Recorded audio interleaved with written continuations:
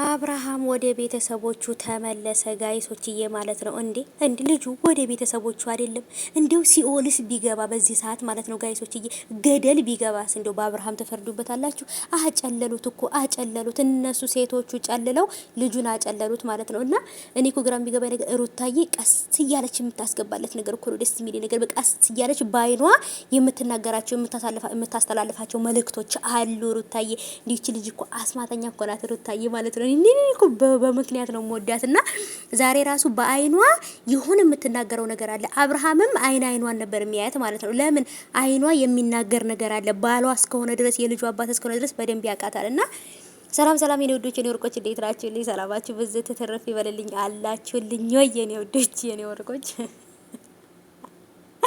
አይኔ ፈጣሪ እና ሩታዬ ማለት ነው ውዶቼ፣ ዛሬ እውነት ልጁን አጨለሉት በግራም በቀኝም ሆኖ ማለት ነው። ሻንጣውን ይዘው ምናምን ወዴት ልትሄድ ነው ምናምን እያለው በቃ ጨለለ ልጁ ማለት ነው። ጋይሶች አጨለሉት እና እኔ ልጨልልልህ አብርሃምዬ፣ አይዞህ እንዲህ ነው አብርሃምዬ ማለት ነው። ይኸውልህ ሁለት እግር አለኝ ተብሎ ሁለት ዛፍ ላይ አይወጣም።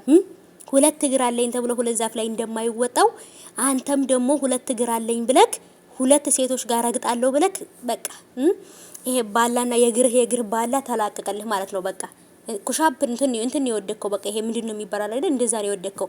በግራም በቀኝም በቃ ተካፈሉህ ማለት ነው። ግን ደግሞ ችግሩ ምን ታውቃለህ? አንተ አንድ ነህ፣ ለአንዷ ብቻ ነው የምትሆነው ማለት ነው። ይሄ ነው ትንሽ አሳዛኙ ዜናና ብቻ ግን እልሙሄም ማለት ነው።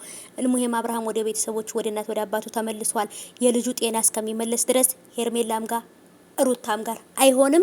ቤተሰቦቹ ጋር ሆኖ ራሱን ጤንነቱን መከታተል አለበት። ከዛም በኋላ ወደ መረጣት ይሄዳል ማለት ነው። እና እውነት ጨልሏል አብርሃም ዛሬ በተለይ ሳየው በጣም ከስቷል፣ ጠቁሯል። እኔ እንደውም በነገራችን ላይ ልንገራችሁ ማለት ነው ቤተሰቦቼ፣ ልጁ የሰው አፍ ነው መሰለኝ እንደዚህ ያደረገው እንጂ የሁለቱ ነገር አይደለም። የሰው አፍ አብርሃም ተብሎ በጥሩ ነገር እንዳልተጠራ አሁን ደግሞ አብርሃም ባለጌ እንዴት ሁለት ሴት በአንድ ጊዜ እንዴት የወንዶችን ስም ታጠፋለ? እንዴት ቤተሰቦችን አታከብርም? እያሉ ትንሹም ትልቁም ነበረ ሲሰድበውና ሲያንቋሽሸው ሲረግመው የነበረው።